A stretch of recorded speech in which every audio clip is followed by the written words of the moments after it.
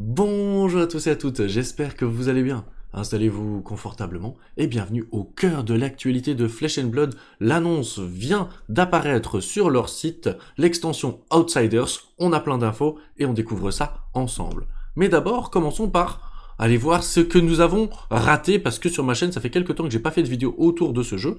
Et donc, essentiellement, les actualités à connaître, eh bien, c'est des actualités autour du monde compétitif du jeu, avec énormément d'Armory Event qui ont commencé, avec la nouvelle extension Dynasty, et l'air de rien, il y a un super kit.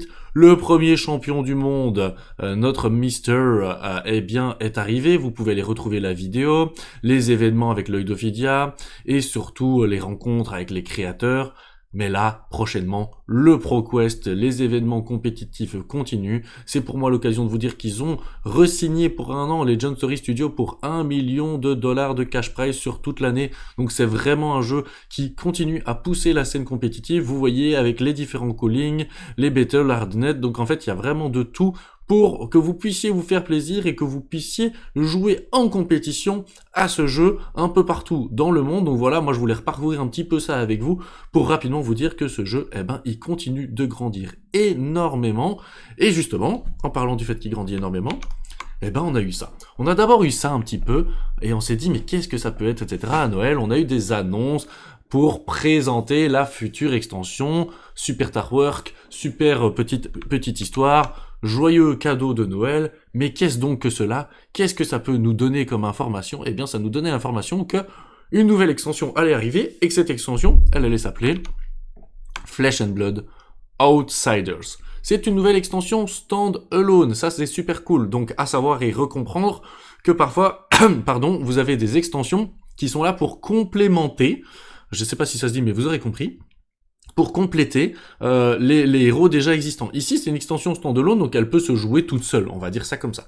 Elle s'appelle Outsiders et elle nous annonce pas mal de choses hyper intéressantes, notamment la première, c'est des nouveaux héros qu'on va pouvoir parcourir ensemble, et je vais pouvoir les analyser avec vous. Je les trouve super intéressants, dans un univers un petit peu particulier, mais Outsiders aussi, vous avez tout un lore, vous avez toute une histoire. Je suis pas expert en histoire, donc je vais pas me permettre de vous parler un petit peu de l'histoire de Flesh and Blood, mais si vous la connaissez, n'hésitez pas à la mettre en commentaire. Mais déjà, moi, ça donne envie, quand je vois des personnages comme ça, j'ai envie d'aller voir un peu à quoi ils ressemblent, j'ai envie de les découvrir, et justement, pour ça, ils ont fait quand même pas mal d'annonces, parce que boum, vous pouvez voir ici, du coup, le premier s'appelle Riptide, et vous voyez qu'il va être révélé à partir de 4 mars, on va commencer à révéler ses cartes. Mais donc, il a 4 d'intelligence, 38, donc ça c'est la version âgée, la version vieille, la version pour jouer en construit. Déjà, moi j'aime bien observer l'artwork, et surtout, qu'est-ce qu'on peut observer?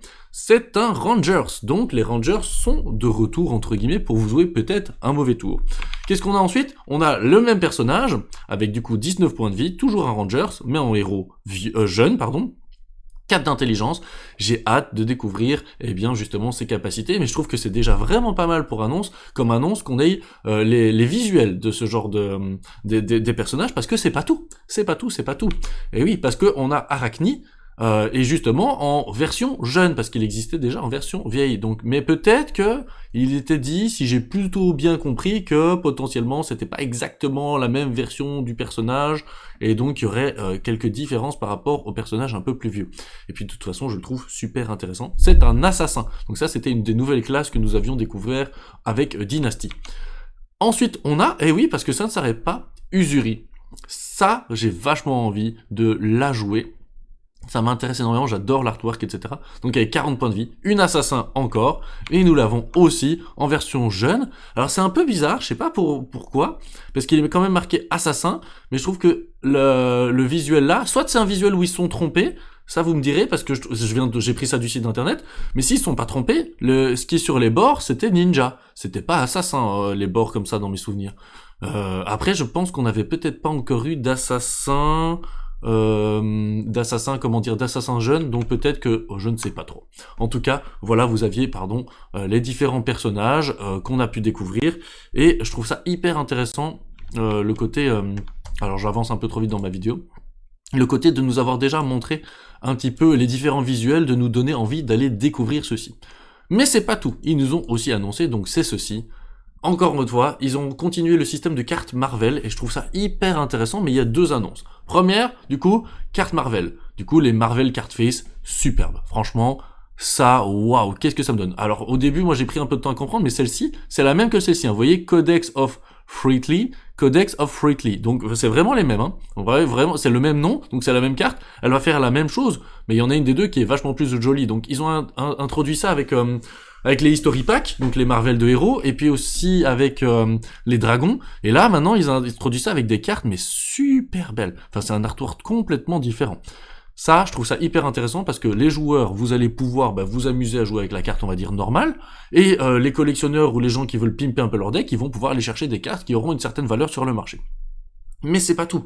L'autre annonce, ça me paraissait logique que ça allait arriver un moment ou un autre dans Flesh and Blood, mais qui a été faite, c'est ceci là-bas en dessous. Je vais descendre, Ego. Regardez-moi ça.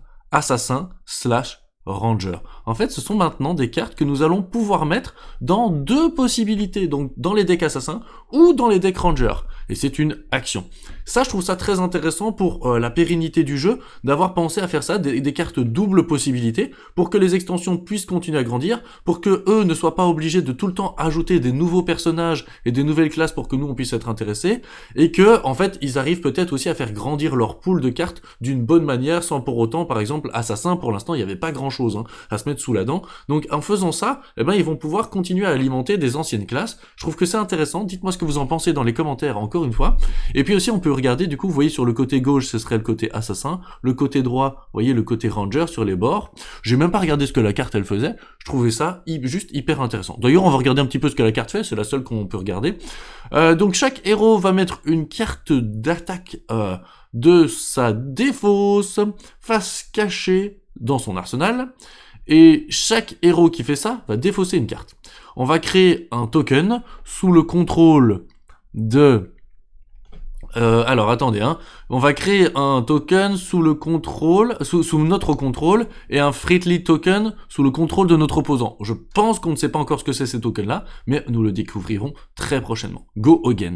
C'est une Majestic, donc on a déjà une des Majestic qui va arriver. En tout cas, moi, ça m'a vraiment vendu du rêve, mais j'aime énormément les idées des cartes Marvel, je trouve ça très très bien pour le côté collection. Et j'aime beaucoup le fait que maintenant, il va y avoir des doubles classes potentielles, des cartes qui peuvent aller dans 2 classes. Ça permet de compléter un peu le côté des cartes génériques, donc j'aime énormément. Ensuite, qu'est-ce que je voulais vous montrer avec ça? Eh bien, c'est les Outsiders pré-release. Vous voyez un petit peu en haut, il est marqué. Vous voulez montrer la carte du monde pour vous montrer clairement que il y en a des pré-release. Ce jeu, il continue à se développer un peu partout dans le monde. Et je voulais vraiment faire ce mini arrêt pour vous dire, mais regardez-moi comme ce jeu grandit. Et moi, je trouve ça génial.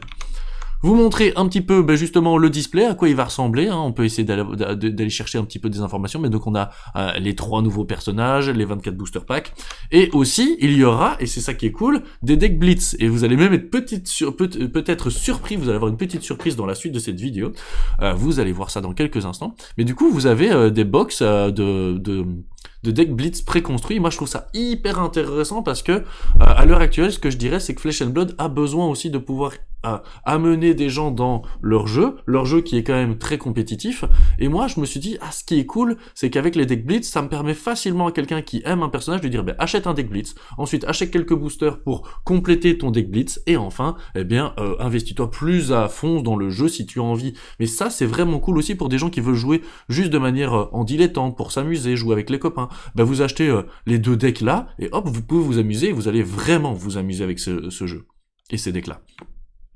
Et du coup, je voulais terminer justement en parcourant le product sheet, parce que c'est ça qui est intéressant. Donc, ça nous remet un petit peu l'annonce. Évidemment, ça nous rappelle l'aspect compétitif. J'adore cette image. Le 27 et 30 avril, le Pro Tour, et les Pro Tours qui ont bien continué, évidemment. Mais surtout, c'est là que ça devient intéressant. Donc, c'est les annonces. Je pense que c'est intéressant. Ça nous fait un petit résumé de ce qui est dit. Découvrons. Il y a 239 cartes. Je pense que vous voyez bien. 16 cartes par paquet. 24 packs, donc ça c'est pour les displays, et 4 displays par case. À l'intérieur, il y aura une fable. On se demande laquelle. 5 légendaires. 31 Majestic, 51 rares, 128 communes, 20 tokens, et 3 cartes qui sont des cartes Marvel. On peut avoir, en termes de distribution, je trouve que c'est toujours cool quand ils nous le mettent. Je trouve que vraiment, par contre là, ils sont très, transparents. Call Foiled, 1 par 24 packs. Donc ça c'est une barre display. Honnêtement, après évidemment, il n'y a pas de carte spécifique rarité ou type qui est garantie pour dans chaque pack ou box ou case, mais c'est en moyenne une cold foil par 24 paquets. Une rainbow foil, ça c'est logique. Une à 2 rares ou supérieures, donc minimum 2 rares comme d'habitude, une à 12 communes et 2 tokens. J'imagine que c'est les tokens qui peuvent être remplacés par les Marvel comme dernièrement, et ça je trouvais aussi c'était très intéressant.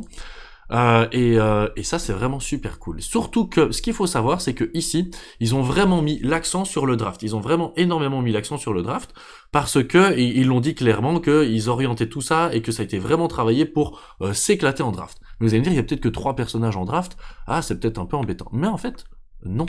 En fait c'est là la petite surprise qui est un petit peu plus bas normalement. Donc ça c'est les boosters pour pouvoir s'amuser à faire du draft et aussi acheter des cartes, hein, attention. Là, vous allez découvrir, vous me dites toujours, je vois pas la différence, mais là, vous voyez, il y a un personnage en plus, en termes de blitz. Et regardez-moi ça.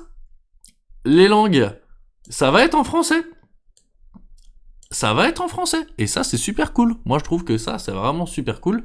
Parce que, en fait, du coup, les boosters, etc., tout est annoncé. C'est vrai que je vous l'avais pas annoncé, en fait, plus que ça, mais parce que je le redécouvre avec vous. Et donc, moi, personnellement, si je me permets de bien comprendre, barcode French, ça veut bien dire que, du coup, ça va aussi être en français. Donc ça, c'est hyper intéressant aussi avec cette annonce, parce que ça veut dire que ceux qui veulent jouer en français vont pouvoir s'amuser avec ce jeu. Mais surtout, je voulais terminer par ça. Boum. 1, 2, 3, 4, 5, 6 decks de préconstruits en fait. Il y a Benji qui revient, il y a Azalea. Ben oui, parce qu'il y a des ninjas qui vont être présents. Et donc en fait, je trouve ça super cool. Et moi, ça m'intéresse énormément parce qu'il y a tous les decks de Blitz. Et donc, il y a ces 6 personnages-là qui vont être présents, on va dire, dans l'extension. Donc, il y a 6 personnages aussi pour pouvoir, faire du Blitz. Et du draft. Donc, franchement, ça, je trouve ça super cool. C'est pour moi l'annonce d'une extension qui va vraiment grandir et qui remet un peu les bases de Flesh and Blood et qui montre que celui-ci continue son expansion, surtout avec les traductions dans différentes langues. Moi je trouve que ça c'est une bonne nouvelle pour tous ceux et celles qui sont intéressés par le jeu et qui avaient peut-être des difficultés à y jouer justement en anglais. Même si je vous invite encore à jouer peut-être avec les cartes en anglais. Et voilà, fin de la vidéo. C'était une petite vidéo annonce de tout ce qui a été dit sur Outsiders, avec, j'espère, avoir réussi à vous donner et faire un résumé de tout ce qui a été dit. N'hésitez pas à mettre des commentaires, liker, commenter, partager et vous abonner si ce genre de contenu peut vous plaire. Bisous, bye bye!